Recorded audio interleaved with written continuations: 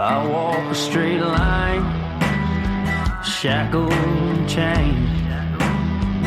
Oh, gruesome Gertie is calling my name. There is no mercy in this penitentiary. Just ask the Hillstream Gang or Angola 3. I'm here for life, I'm here to die. Inside these walls, inside the wire. And when the wolf cries, I know it's over. Oh, bloody Angola. Oh, bloody Angola.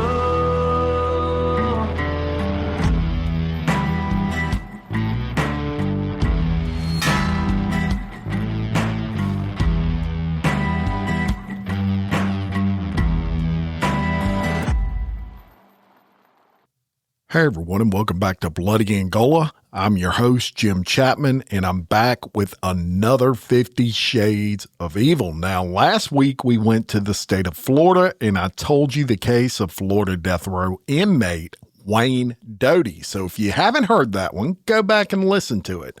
But if you're all caught up, I'm bringing you to Kansas today. And I'm going to tell you the story of what is known as the Wichita Massacre. Now, that led to the arrest and conviction of Reginald and Jonathan Carr, who were brothers that went on a week-long killing spree in the year 2000. So let's get into it. And this story, as I said, takes place in Wichita, Kansas. Wichita is located in the south central Kansas area. It's a very large city, 400,000 residents. And as you'll see with these larger cities, they have a mixture, if you will, of social economic status. Wichita being no different. You have a really nice, affluent area of Wichita, and you have some areas of Wichita that are crime-ridden and poverty-ridden areas. But you would struggle to find a time more notorious than on December 8th to December 15th of the year 2000. And we're going to get into why that is.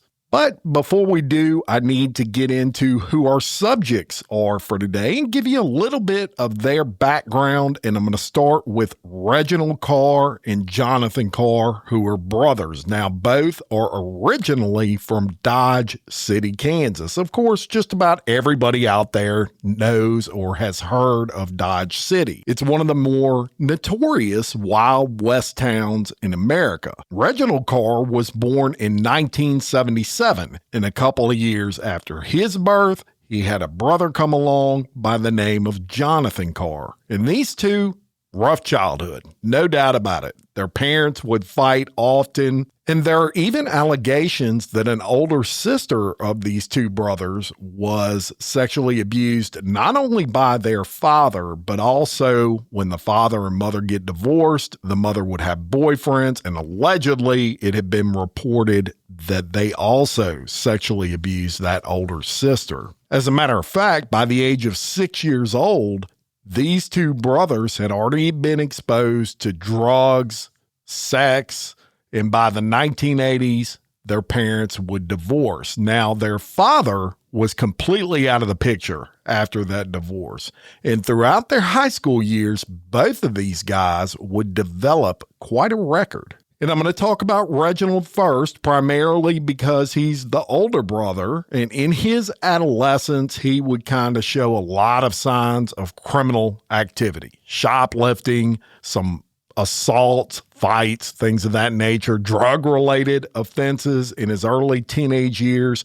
And by the time he was 18, he had been sent to prison for 13 months for theft, as well as 6 months for aggravated assault. Jonathan, he had a lot of similar issues. They just had no structure at home. This led to a lot of behavioral problems, substance abuse issues. As a matter of fact, by the time Jonathan was 16, and shortly after his brother gets sentenced to prison for those infractions I just told you about, Jonathan attempts suicide by drinking antifreeze. He ends up dropping out of school in the 9th grade after he gets in trouble for beating up a student, in which, hey, he was going to get expelled from school anyway, but he just drops out.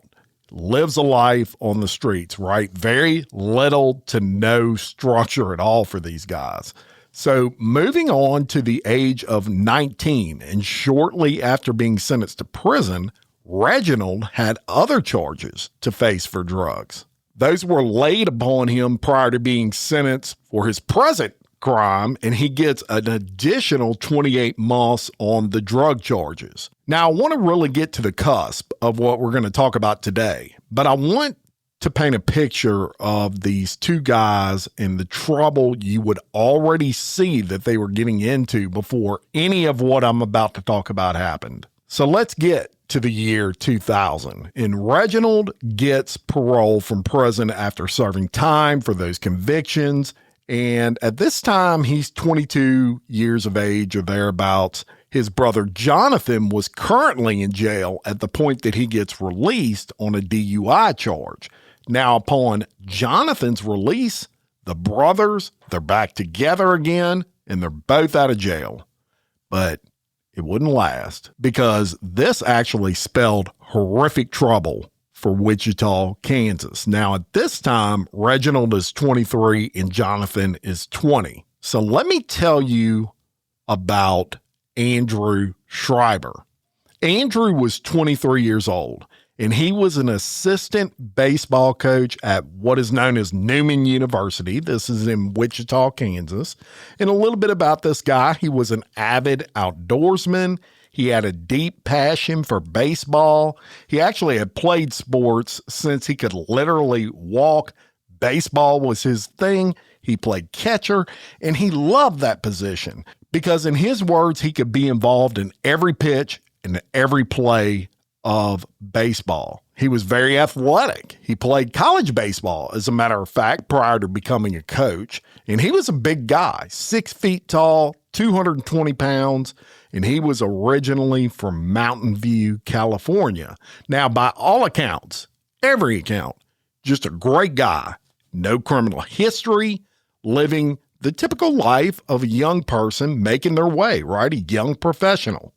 But things would drastically change for him on December 7th of 2000. So let's get into what happened. On the evening of December 7th of 2000, around 10:45 p.m., Andrew Schreiber stops at a convenience store located in East Wichita, Kansas. He parks his vehicle, a 1998 Ford Expedition SUV, on the side of that building, and he goes inside to make a purchase.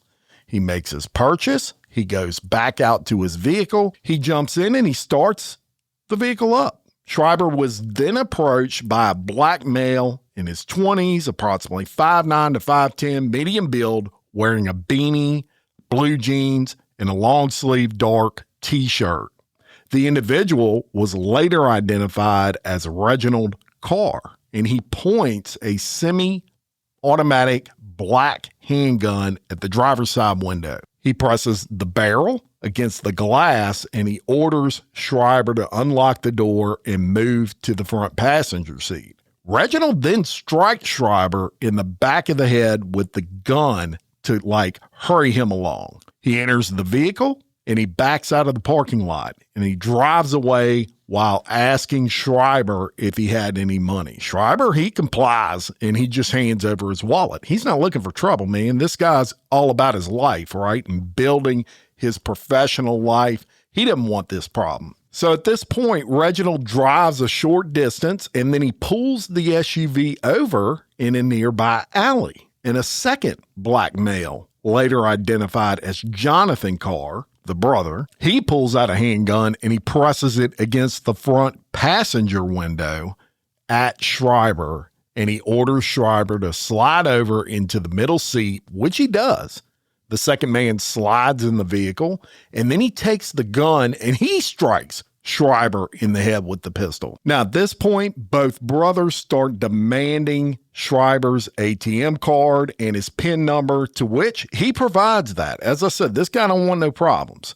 The guy's being compliant the whole time. At this point, they proceed to drive to 3 ATMs in the area, and at each stop, this guy's forced to exit the vehicle, withdraw cash, and the men, the whole time they're driving to these ATMs, would just be holding this gun against his head, reminding him, you better listen to us. Now, I'm sure we're all familiar that ATMs have withdrawal limits, and it's for reasons like this primarily that they do.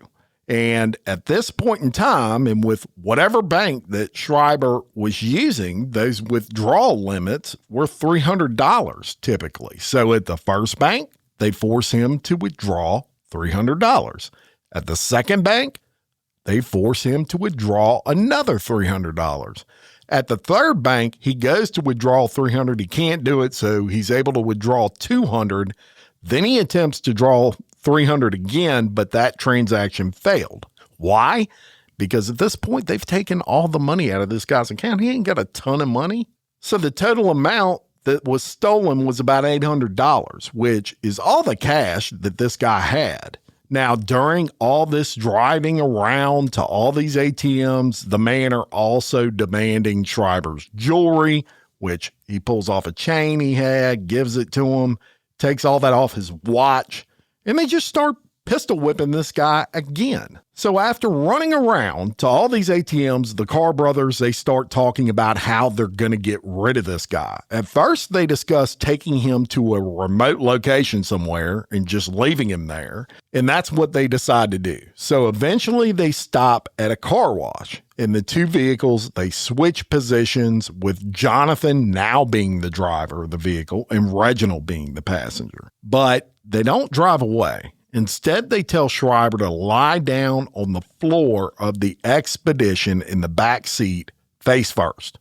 And he hears them, and he can hear them start wiping down the entire SUV on the inside. And why is that? Well, they're trying to remove fingerprints, etc. And he hears, all of a sudden, out of the clear blue, 3 gunshots. At that point, one of them tells him to remain lying down and wait there 20 minutes before moving. And they also tell him before they jump back out of the vehicle, we're going to be watching. So Schreiber waits a little while, and he hears a car start up, which later on it's determined was the getaway car for the brothers. He hears that start up, he hears the car drive away, and he puts up his head just as those tail lights are leaving. And the only thing that he noticed was the vehicle had square tail lights, which was kind of different in those days. He then exited the vehicle, and he sees one tire with 3 bullets in it from a .380 caliber gun. But despite the fact that 3 bullets were in this tire, he was able to drive it. Now he had to find his keys first, which he did miraculously in a field that they had thrown him in right there by the car wash. Sheer luck on that. But he does manage to drive home even with 3 bullets in that tire, and he calls 911 and tells police. Now, obviously, he was injured in all this with all the pistol whipping going on, but nothing serious, fortunately for him. Unfortunately, it would not be the same story for other victims of these brothers. So as police start investigating this, what they don't realize is the Wichita Massacre is just beginning. While they are doing their investigation into this carjacking, just 3 days later, on December 11th of 2000, the area would be introduced to Ann Walenta. So before we go into what happened, let me tell you a little bit about Ann's background. At the time she became the victim of the Carr brothers, she was 55 years old. She was a very accomplished musician. She actually played the cello, and she was also a librarian who resided in East Wichita, Kansas. Now, she graduated in music education in 1968. She gets her master's degree in music, and music was not only a major part of her life, it was her life. She loved it, and she was very beloved by everybody who came across this lady. Now, on the evening of December 11th of 2000, around 9:40 p.m., Ann was just returning home from orchestra practice. She was driving her 2000 GMC Yukon and just headed back home. Now, as she approached her driveway, what she didn't notice is that she was being followed. She pulls into her driveway, and at that point, a 4-door sedan stops in front of a nearby resident. A man, later identified as Reginald Carr, exits the passenger seat of that vehicle, and he approaches the driver's side of Ann's Yukon. And he tells her that he needed help. And Ann, for whatever reason, not sensing something was amiss, she lets her window down a few inches to speak to Reginald. Not all the way down, just more than cracked, but not all the way down. At that point, he yanks out a .380 caliber handgun, points it at her head. He kind of turns it sideways to fit it through that partially opened window. And he tells her, don't move. Now, Ann, at this point, freaks out. She goes to kick the SUV into reverse. And when she does that, at almost the exact same time, Reginald, sensing she's about to haul ass, fires 3 shots into the vehicle.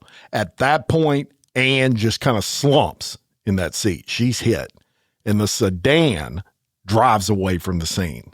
Now, somehow, Ann manages to start honking the horn and flashing the lights, which alerts a neighbor. The neighbor runs outside, runs up to the SUV where she finds Ann slumped over. Of course, she calls 911. The police come, and Ann is rushed to the hospital and is able to provide a description to police. Now, she is in bad shape. All 3 shots that were fired from Reginald's gun hit her. It was life or death, literally, for her. And sadly, one of those bullets severed her spinal cord, which paralyzed her. Now, in the meantime, police are gathering up bullet casings from the scene, and they start working the case. On a much more tragic note, Ann would fight for her life for close to a month before she would eventually die. This was on January 2nd of 2001. Now, I brought up these bullet casings for a reason, and that is because police in short order would manage to match those bullet casings to the bullet casings that were recovered from that car wash in the carjacking of Andrew Schreiber. So they know these things are linked, and it would play a role, obviously, in the conviction of the Carr brothers later on. So we're going to fast forward only 3 more days to the early morning hours of December 14th, and 5 victims. I'm going to tell you about the crime, and I'm going to tell you who those people were individually. So around 11 p.m. on December 14th of 2000, the Carr brothers, armed with handguns, forced their way into what's known as a triplex, which, think of a duplex as downstairs and upstairs apartments. A triplex is 3. So they forced their way into this triplex. It's located in northeast Wichita, Kansas. And this residence, this triplex, is shared by 3 men. A guy by the name of Jason Beffert, who is 26 and a high school science teacher. Brad Haka, who is 27 and director of finance at a finance company. And Aaron Sanders, who is 29 and a former financial analyst who is actually studying to be a priest. Now, that evening, also present in that triplex were 2 females, Heather Mueller, who was a preschool teacher, and someone we're just going to call Holly, who was an elementary school teacher and is also the girlfriend of Jason. Now, these people are all just hanging out being 20-somethings when these 2 guys, these 2 brothers, break into the home armed with guns and incidentally totally pick this house out by random. The Carr brothers, upon entry, order all 5 occupants into the bedroom at gunpoint, and they bound their hands with black electrical tape and pantyhose, of all things, and they force them all to strip naked. At this point, the Carr brothers start ransacking the house. They're looking for cash. They're looking for credit cards, jewelry, whatever. Now, one of the things they actually find, y'all, and this is so sad, hidden in a popcorn box, they find an engagement ring that Jason was going to give to his girlfriend, Holly, just a few days later. She didn't even know about this, and they pull it out.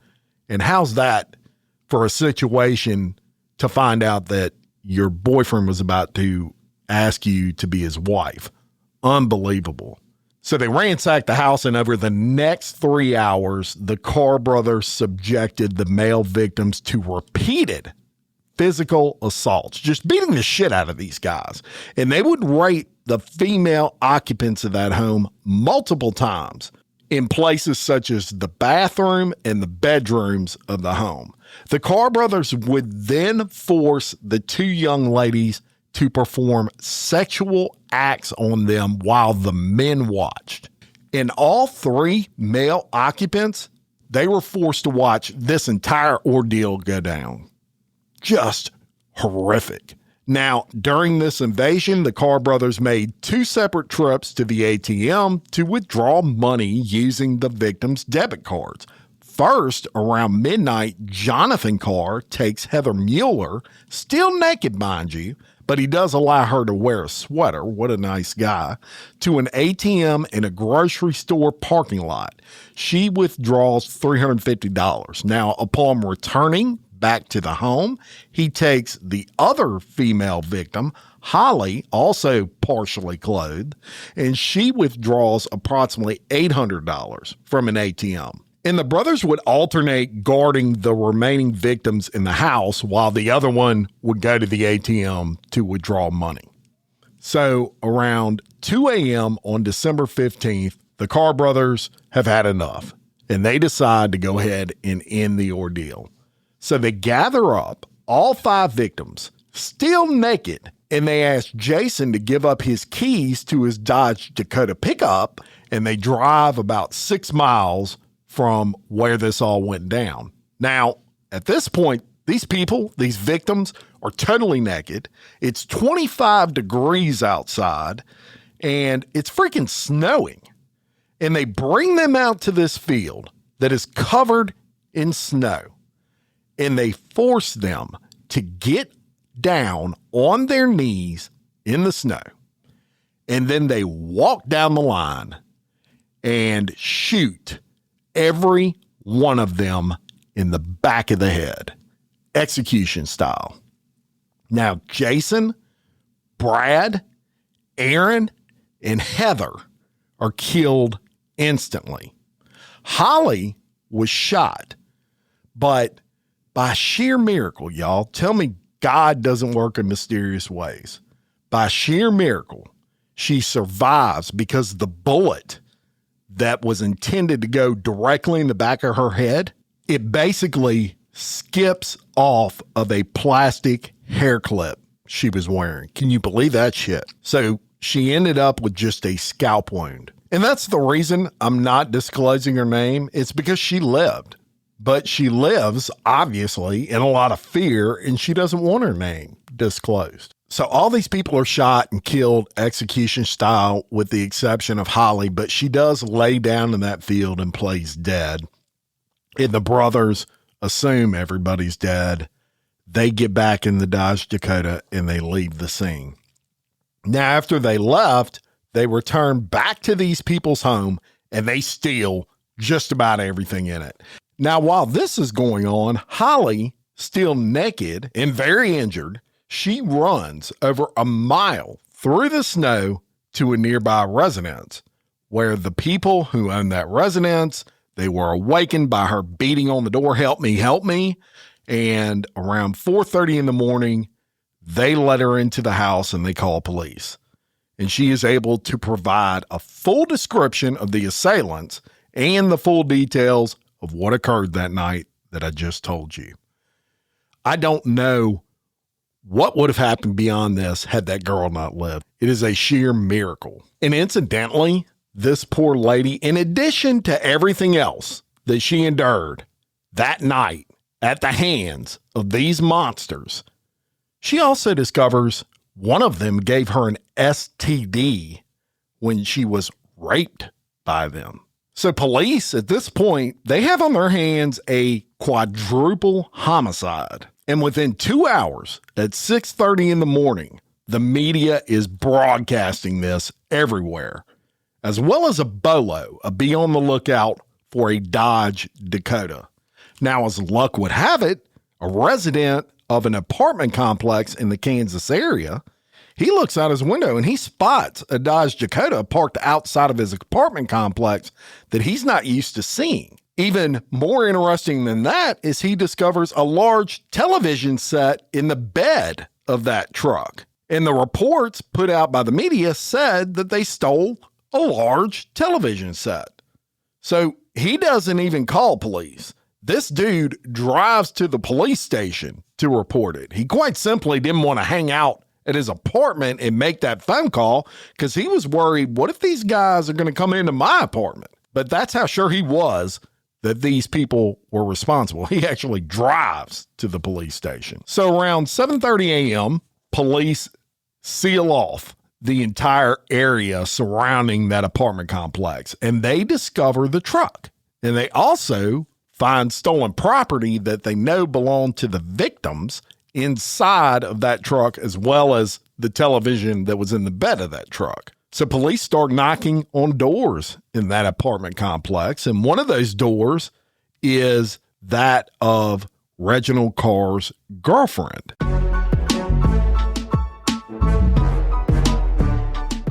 Jim, did you see what happened in Texas today? Wait, before you tell me that, let me tell you what happened in New York. It cannot be as crazy as the case I told you about yesterday in Louisiana. You know what? We should do a podcast about it. And with that, we did. Crime Wire Weekly covers the crime news headlines that have dominated the week. We cover trending crimes from all over the country and even sprinkle in a few globally. Crime Wire Weekly is available now wherever you listen to your podcasts. Simply by searching Crime Wire Weekly or clicking the link in the description of this podcast.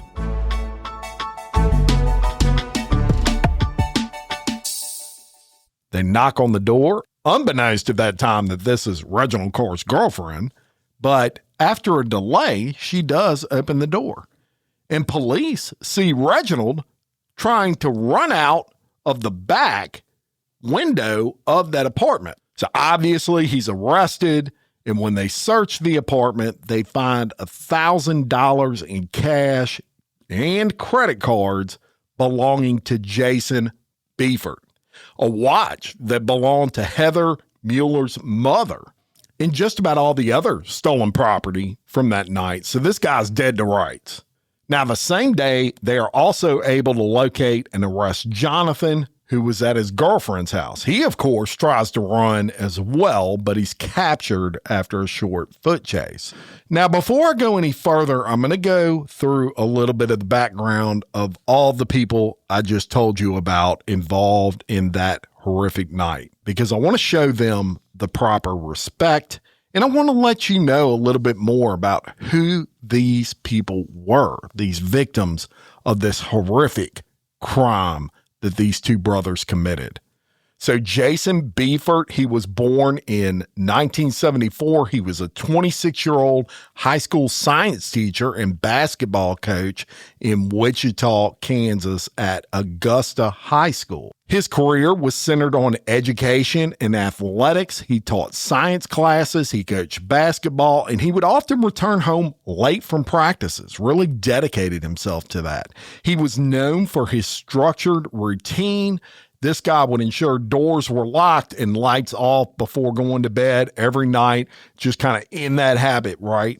Personally, he was in a committed relationship with his girlfriend, Holly, or we're calling her Holly. She was also a fellow teacher, and he had planned to propose marriage to her, as I told you, before he was killed. Now, his life was marked by stability and ambition, and he was described as a reliable friend and educator with a focus on building a family and a career in Wichita. Just a great guy.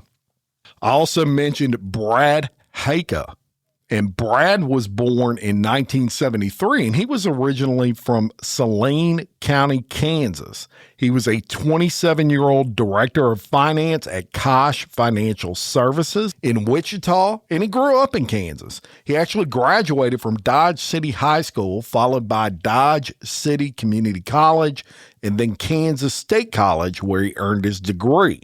At Kansas State, he was a member of a fraternity, and he later joined the university's alumni club. Family was important to him. He was survived by his father and his stepmother, his mother and his stepfather, a sister and a brother-in-law, 2 stepbrothers, 1 stepsister, and several uncles and aunts, and even a great aunt.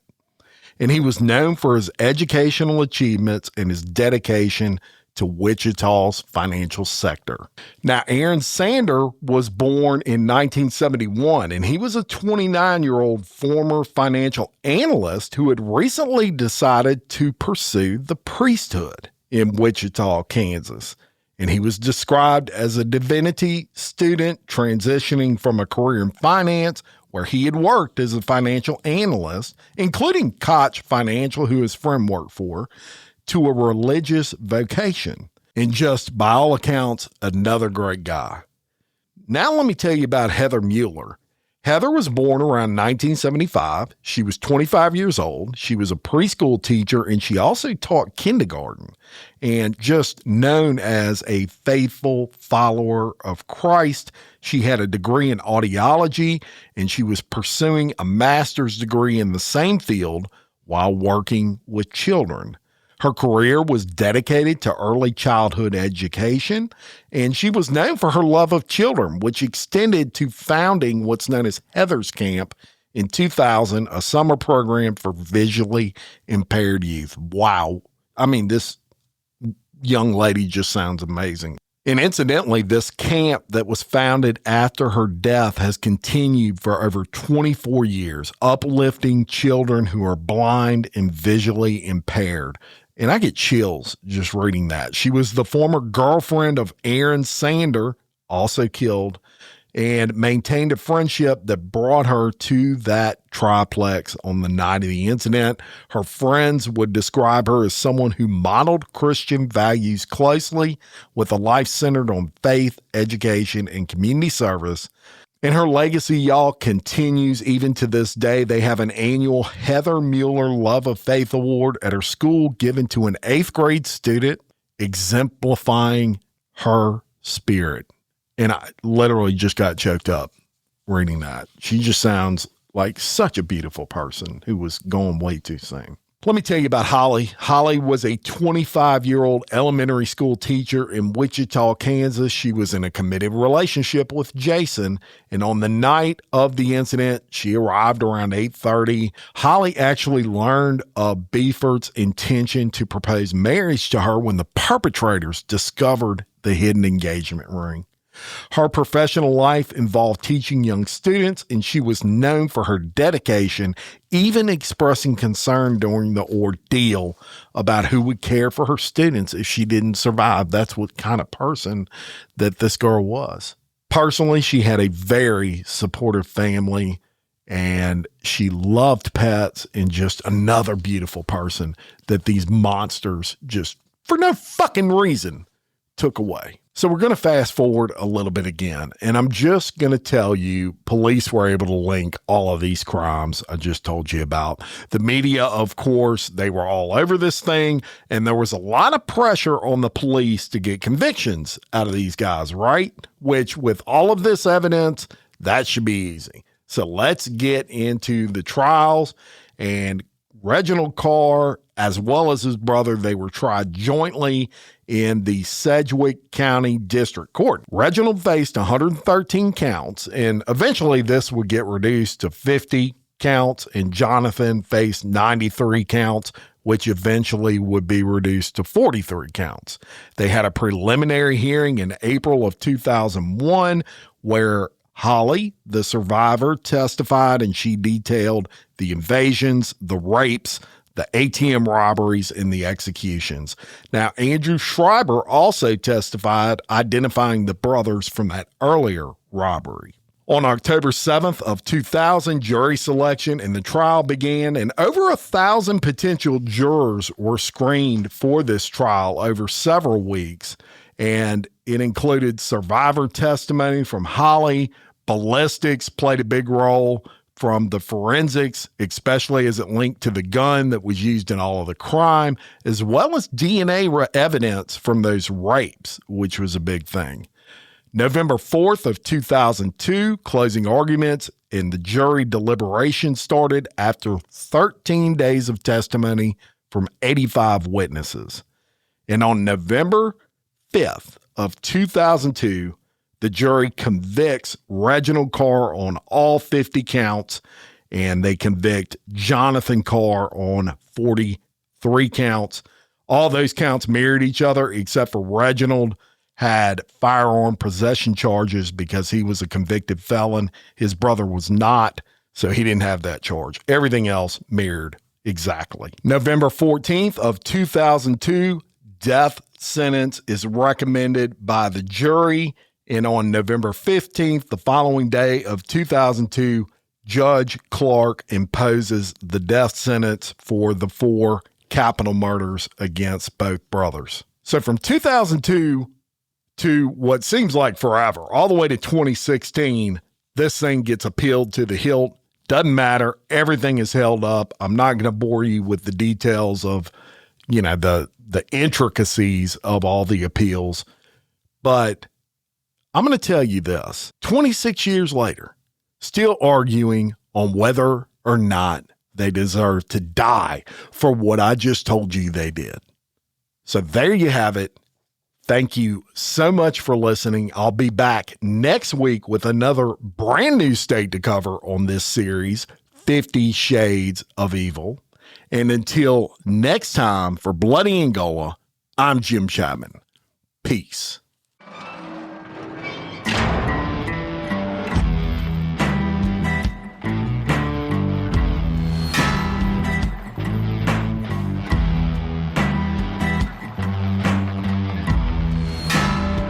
I walk a straight line, shackled and chained. Oh, gruesome Gertie is calling my name. There is no mercy in this penitentiary. Just ask the Hill String Gang or Angola